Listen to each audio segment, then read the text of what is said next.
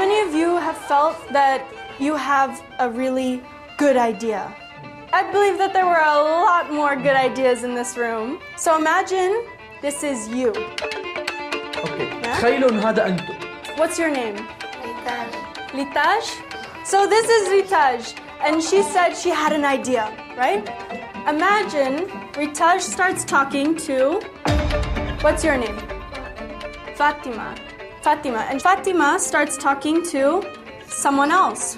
But we also, Ritaj shares it to her family as well, right? And these people start talking over here, and it goes over here, and it goes over here, and it goes over here. Salam! And it becomes this entire spider web of people that understand one idea that can change people's lives. So it doesn't matter how old you are, doesn't matter where in the world you are, you can start working with the things around you. C'est Vertigo. Ou comment une idée peut changer le monde à force d'être diffusée tout autour de soi. Bonsoir Flore Vasseur. Bonsoir, merci de me recevoir.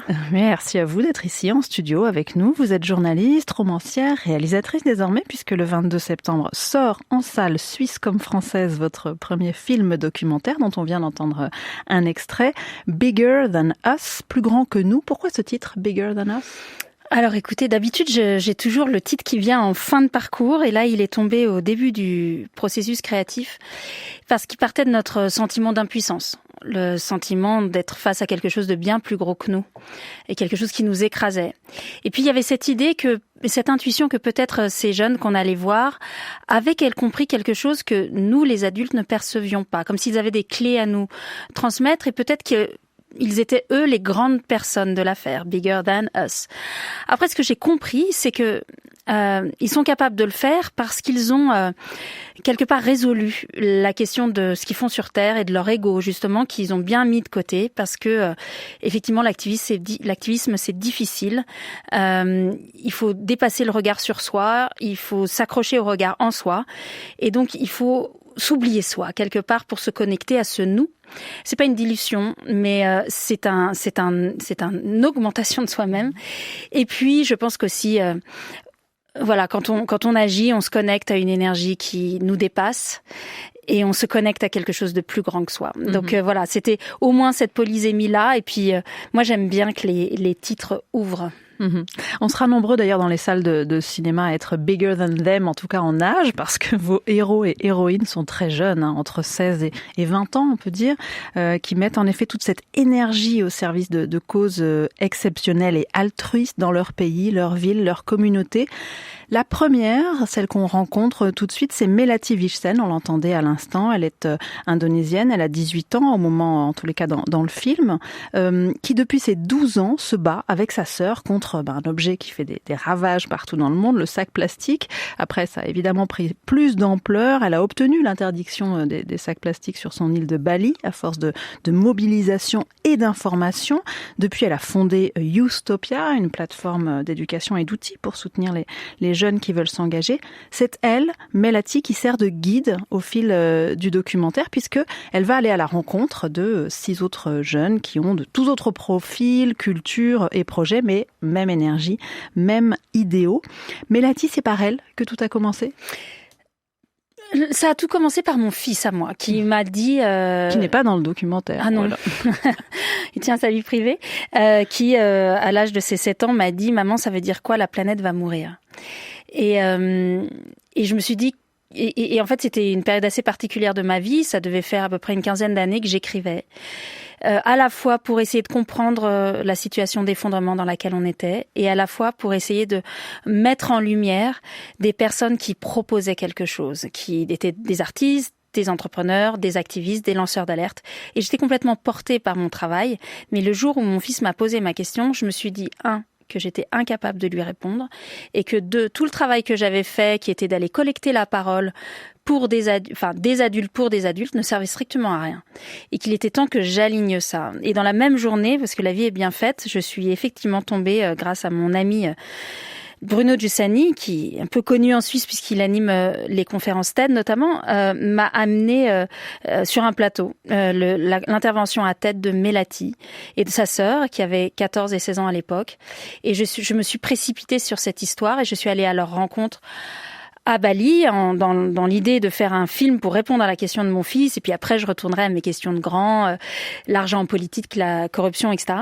Et en fait, quand j'ai rencontré Melati, je suis tombée à la renverse parce que je me suis rendu compte que dans le corps de cette toute jeune fille, il y avait toute l'audace, l'intelligence, la hauteur de vue, le courage, l'abnégation que j'avais vu chez des activistes adultes, sauf que cette fois, c'était chez une enfant. Et que là, c'était, pardon pour ce mot en anglais, mais compelling. C'est irrésistible, en fait. Et moi, je crois que mon travail est lié à mon envie de témoigner et de émouvoir pour mouvoir les personnes. Et là, j'ai trouvé ça profondément puissant, en fait. Donc oui, c'est le point de départ, mais la vérité, c'est qu'avant, il y a une quête quand même.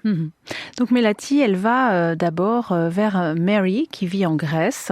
Elle aussi, une toute jeune femme. Elle est engagée, elle, dans l'aide aux réfugiés qui traversent depuis la Turquie jusqu'en Grèce. C'est à elle que Melati va raconter, ça c'est le procédé narratif du film, ses autres rencontres. Donc il y a Mohamed Al-Youndé, réfugié syrien au Liban. Lui, il a créé une école.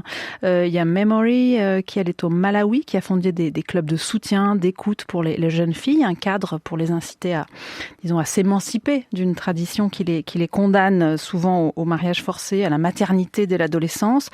René, jeune figure de proue d'un mouvement pour le changement social et politique au Brésil. Un dont je vais vous laisser prononcer le Chutescal. Voilà. Qui donc lui vit aux États-Unis, qui milite depuis l'enfance contre les pesticides, les gaz de schiste au Colorado et pour la reconnaissance aussi de la population indigène à laquelle il appartient.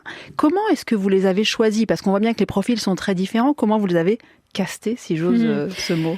Alors déjà, on s'était dit, bien que Melati mène le film, on s'était dit on ne fait pas un film que sur l'environnement parce que d'abord ils existent et deux, on était à peu près tous persuadés à l'équipe qui m'accompagne qu'en fait l'environnement est un symptôme malheureux d'un dysfonctionnement plus important. Et ce qui nous intéressait, c'était ce dysfonctionnement-là. Donc finalement, c'est l'interconnexion. Donc déjà, on s'était dit, on va ouvrir sur toutes les luttes. Et puis on va regarder. Dysfonctionnement alors, pardon. En fait, j'allais y aller, mais en fait, au cœur du film et de nos problématiques, je crois. Donc le film parle effectivement du dérèglement climatique, de l'injustice sociale, du racisme, du droit des femmes, de la perte de la liberté d'expression, de la liberté en général, etc. Et tous ces enjeux-là, qui reflètent des objectifs du développement durable, pointent vers un même problème. C'est un même système qui est assis sur un certain nombre de valeurs qui expliquent et qui fondent le train d'enfer dans lequel on est embarqué. Et nous, on voulait toucher ça. On voulait toucher cette cause des causes.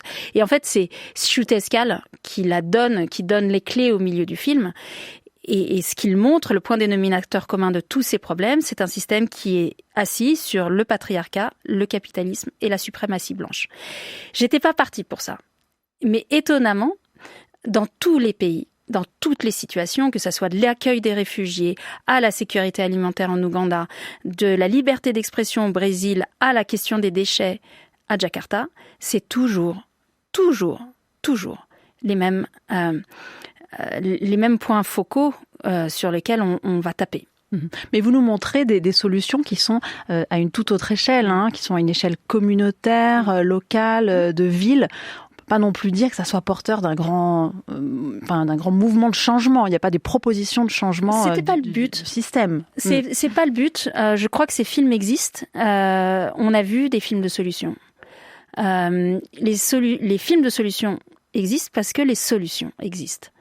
Mais vous nous dites que les solutions, elles sont locales. Non, moi je vous dis que au cœur, toutes les solutions au monde d'aujourd'hui sont sur la table. Ce qui fait qu'on ne les active pas, c'est un problème de culture.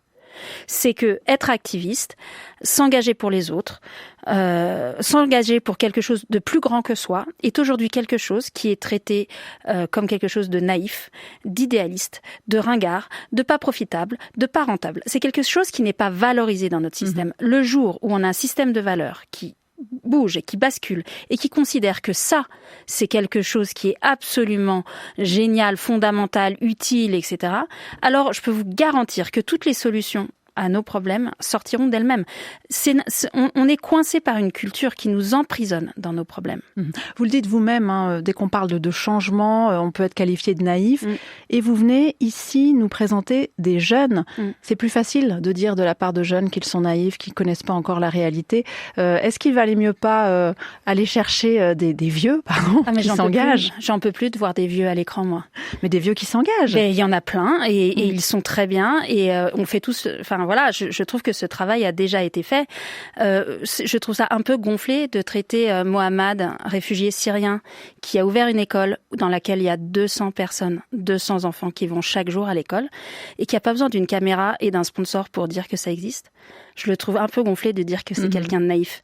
C'est exactement ce que le film veut démontrer. Justement, dès que quelqu'un sort du bois avec une idée pareille, on va le démolir en le traitant de naïf ou d'irresponsable ou de je sais pas quoi ou d'idéaliste.